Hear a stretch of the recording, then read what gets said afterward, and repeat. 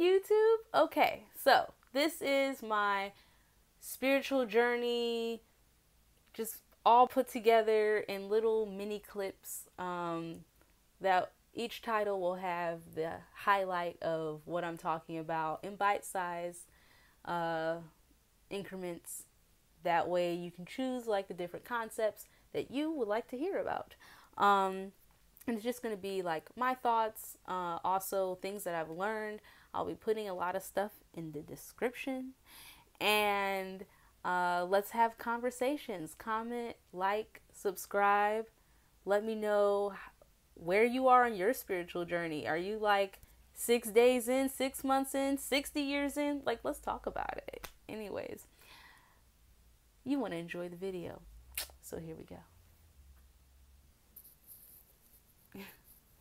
Hey, so we're talking about the 12th house and purging. So I just did a video about a tarot read, there you go, about the 12, 12, 12, multiple 12s energy. And the reason why that's important is because the 12th house, which is ruled by Pisces, is basically like your comfort zone and the things that you'll have to like get away from in life, as well as your South Node. And you're like, girl, what you talking about? For the people who are like, what you talking about? Real quick, if you're into astrology and you do your prenatal chart, and I can put in the description, there you go, astrocharts.com, or even there's another one, either one works. But yeah, go ahead and put your information in there. And it's really helpful to know about your sun, moon, and rising, which I have a video about that. But I can talk more about that another time in this series. I get a little more in depth. But yeah, so 12th house is all about the things you need to purge. So because it's December and it's about purging for the next year, that way you can make space. Kind of like when people talk about spring cleaning, it's like these are cycles and situations that you can say, hey, either I'm recognizing that this is a cycle that I continuously get in, and I'm fine with that, or I want to let that go. So this is a time of purging that stuff. So when you look at your prenatal chart, now the thing about the prenatal chart is when you put your information in, you put in like, you put your name or initial or something, you put in your birth time, the date, and where you were born. And so for me in America, we a lot do like the tropic, there you go, so Western, but there's also Vedic. But the thing about that is like it depends on like where the sun and the planets are aligned where you're living. So because India is so far from me, that's why I feel more comfortable with Western. But I still look at my Vedic anyways. So I'm actually going to go ahead and link some videos from a pretty cool YouTuber. Her name is Astrokit, and she actually talks about what do you need to do depending on your 12th house. And then she also has another one about your, what do you call it? Your rising sign. There you go. So the reason why people say your birth time is important is because your rising sign changes every 2 hours, except for like, I think like Aquarius and Pisces, I think it's like an hour and a half or something. So that's why when your rising is one of those, it's like, you better know your time, right? But yeah, it was one of those The 12th house has not only like the things that you need to get away from, but the things you're just kind of like naturally gifted at. You'll notice that, like, yeah, you just like naturally excel in those things, but it's like it doesn't help you with your growth. So that's why I say it's your comfort zone, right? And your South Node is also very similar to that, where it's like in your past life, or if you don't believe in past lives, your like childhood, like what you just naturally, was good at or gravitated towards. There you go. So why is that important about purging? Well, because when you're going into the new, it's good to let go of those things so you can start a new cycle. So the new cycle that you would want to start is going towards what is your North Node about and looking at your rising sign, basically. So I'm going to go ahead and I'll have all those down there. And it's really cool because if you don't know like your exact birth time, a lot of times they'll put your time for noon. But even if you don't have it, you can actually, like, say you're close, you have like a few different times.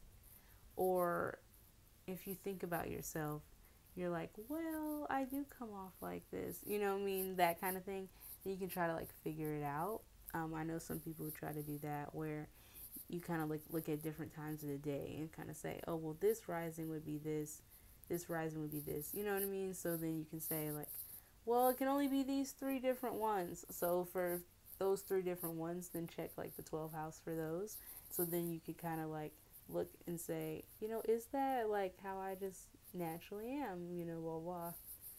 That might also help you in case you're one of the few people, I mean, not one of the few, but like if you're some of the people who you're like, girl, I don't know when I was born, or my mama don't know, uh, or I can't call that person, they're not here, I've been adopted, whatever that thing is, I don't know, but it can be so many reasons.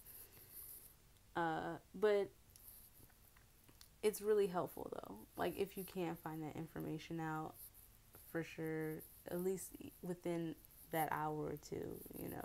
And then if you can't, again, like I said, check the different times you think, so you can see what shifts. Because when you look at your prenatal chart, each house is ruled by a different sign. And with the different houses, it's basically each house starts with like the order of how astrology starts. So you got to start with Aries and then go around. And what's cool about it is there's like the cardinal signs, the fixed signs, the mutable signs. And cardinal is like, we start stuff, we get it, like the firecracker, starting the plan, the initiative. Then fixed signs are very just more like, both. Like you can just do both. Like, oh, I can start stuff, I can finish stuff, or really good at like just jumping in the middle of something, like feet running. Let's do this. Then mutable is the closers. You know what I mean? They know how to shut shit down. They're able to. Oh, we haven't been able to figure this out in a while, and thank you, you came and like handle that because we just needed that last part. That kind of energy. So it goes in order of like a cardinal sign, then a fixed sign, then a mutable sign, and then keeps going all the way through. So when I talk about the four fixed signs, then you know that they're always like that middle person in the group. So because of that, it's like there's 12 of them, and as you go through your different houses, it's like, oh, well, the first house is ruled by Aries, but your ascendant automatically becomes your first house. So if your rising is in Gemini, then your first house is in Gemini, and then subsequently should continue to go that way. Now, every once in a while, certain houses are like degrees or weird or something. you can kind of have like more than one house. It doesn't happen a lot, but if it does, like, that is a thing, I guess.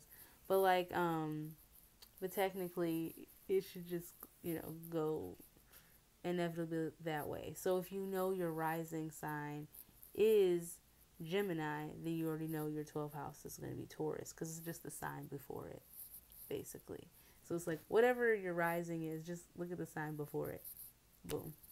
So for me, when I did the Western versus Vedic, it's like, oh, in Western, I'm a Scorpio rising, but in Vedic, I'm a Libra rising. So then I just went ahead and watched the 12th house in Libra, 12th house in Virgo. Boom. You know what I mean? And here we go. So that was really helpful. Yeah. What else? What else? So yeah, so this is a time of purging all the stuff you don't need. AKA, almost like childish ways, or just, yeah, the stuff that's like, yeah, you're naturally good at it, but if you're gonna live on the earth for a long ass time, you want to be able to work up to something. So if you think of your North Node as like, I'm working up towards that, and your rising sign is basically kind of like the theme of your life, basically. So it's like, yeah, so if you're a Cancer rising, your theme of life is going to be home, stability, that kind of thing. But if your rising sign is Sag, then yours is all about freedom and exploration and talking with conviction. Yeah. What is another?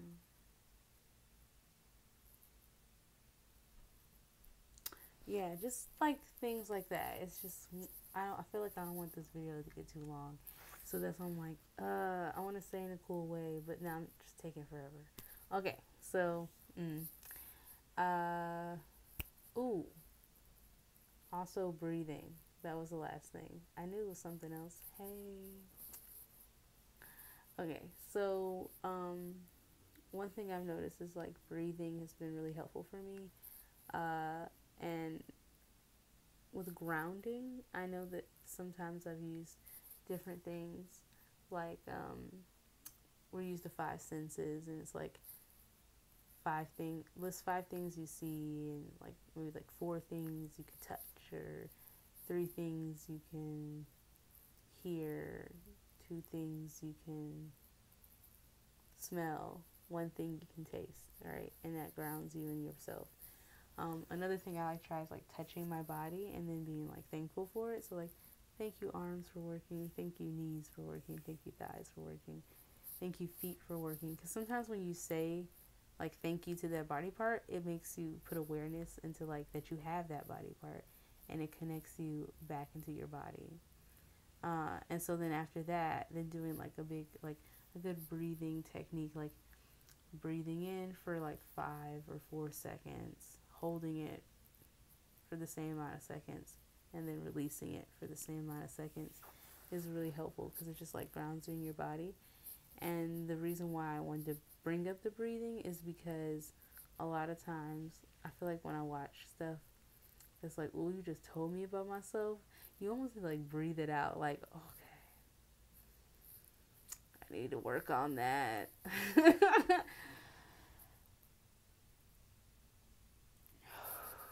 Like, so yeah, it's super helpful. But yeah, so because also doing that helps you if you're like sitting in a weird position, and then you realize like, oh, something's about to fall asleep, like I wasn't gonna even notice, or like it's my arms sitting like that, oh, it feels weird, sometimes that being thankful for a thing, it's just like, oh, that thing exists and it's like not happy right now. Wow, you should handle that. Okay, so I'm gonna roll out, but yeah, so check out the links in the description. I'm serious, y'all. Look at these descriptions. I'm not playing.